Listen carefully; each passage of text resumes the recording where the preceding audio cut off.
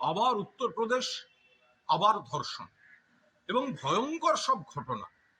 অর্থাৎ সেই তরুণী ধর্ষিতা হয়ে বিচারের জন্য যাচ্ছেন পুলিশের কাছে, সেই পুলিশ তাকে ন্যায় বিচার দেওয়ার বদলে একাধিক পুলিশ কর্মী তাকে আটকে রেখে আবার ধর্ষণ করছেন।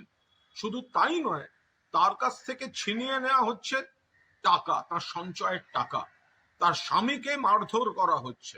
এই ভয়ঙ্কর ঘটনা আলিগড়, বুলন্দশহর। যখন সেই তরুণীর উপর 4 যুবক, Uttar Pradesh, Yogi Adityanath, BJP, double engine সরকার, এগুলো মাথায় রাখবেন, বারবার একই ঘটনা।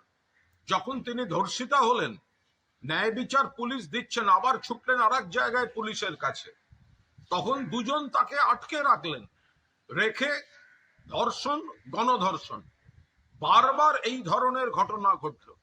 পরে সামনে আসার পর বিভাগীয় তদন্তের নির্দেশ দেওয়া হয়েছে বলে শোনা গেছে। এটা হচ্ছেটা কি?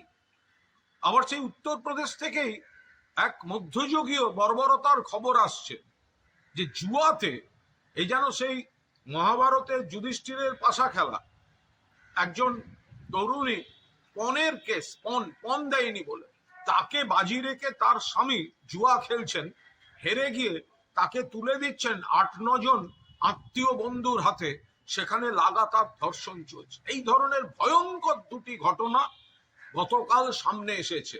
বিজেপির রাজত্বে মহিলাদের নিরাপত্তা নেই, মহিলাদের সম্মান নেই এবং ন্যায় বিচার নেই। পুলিশের কাছে গেলে পুলিশ ধর্ষণ করছে, পুলিশের কাছে গেলে পুলিশ ন্যায় বিচার না দিয়ে টাকা লুট করে নিচ্ছে, আটকে রাখছে, ধর্ষণ করছে। এই হচ্ছে বিজেপি, এই হচ্ছে ডবল ইঞ্জিন। মা বোনেরা জেনে রাখুন, এই বিজেপি সমাজের শত্রু, মহিলাদের শত্রু। আর ডবল ইঞ্জিন সরকার বলে যেটা ওরা চালাচ্ছে, তাদের জমানায় মহিলারা সব থেকে বেশি নির্যাতিত। তাই একটাই কথা, নো ভোট টু বিজেপি।